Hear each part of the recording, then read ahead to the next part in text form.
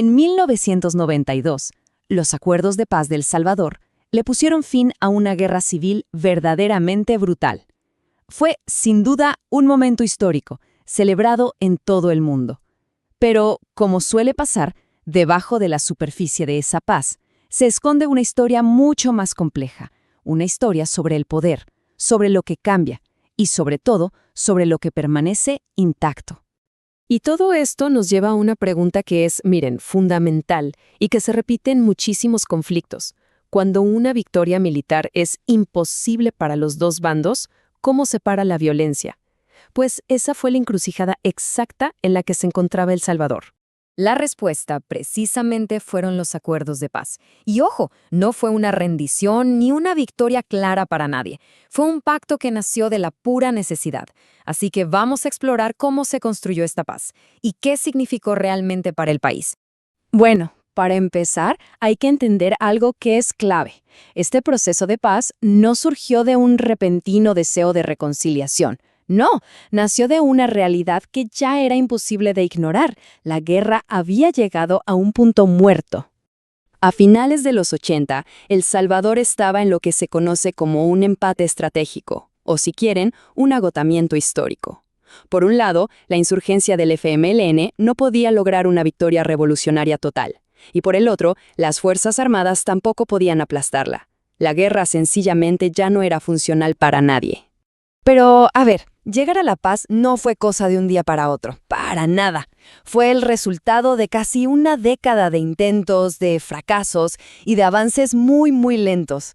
Desde esos primeros diálogos a mediados de los 80 hasta las negociaciones finales con la ONU, el camino fue larguísimo y súper complicado. Pensemos un momento en el escenario. El FMLN demostró una fuerza militar impresionante en la ofensiva de 1989, pero ahí mismo quedó claro que no podía tomar el poder. Y del otro lado, las Fuerzas Armadas, con todo el apoyo que tenían, tampoco podían eliminar a la guerrilla. O sea, ambos bandos estaban completamente atrapados. Y miren, esta cita de Dagoberto Gutiérrez, que fue uno de los firmantes de los acuerdos, lo resume a la perfección. La ofensiva de 1989 fue la prueba final para todo el mundo de que la única salida era sentarse a negociar. La paz no fue un regalo, fue, más bien, el resultado del balance de fuerzas en el campo de batalla.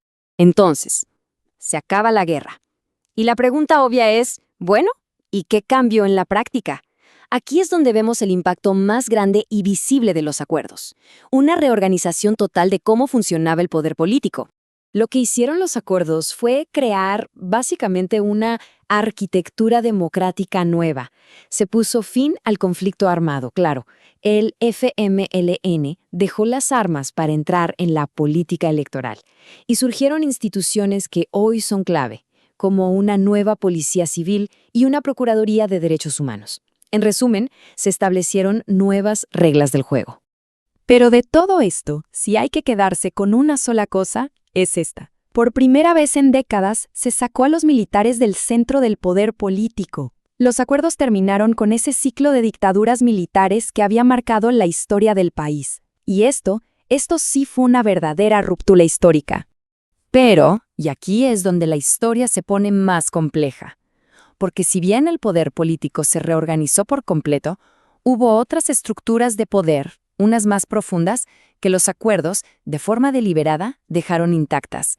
¿Cuáles? Pues, por ejemplo, el modelo económico no se tocó, el poder inmenso de la oligarquía económica siguió ahí, y quizás lo más importante, las causas de fondo que originaron la guerra, la desigualdad, la exclusión social, no fueron parte de la negociación.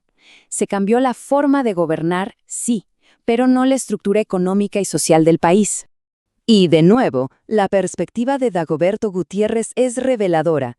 Él dice clarito que todo el proceso fue un reacomodo dentro del sistema que ya existía, no una transformación del sistema.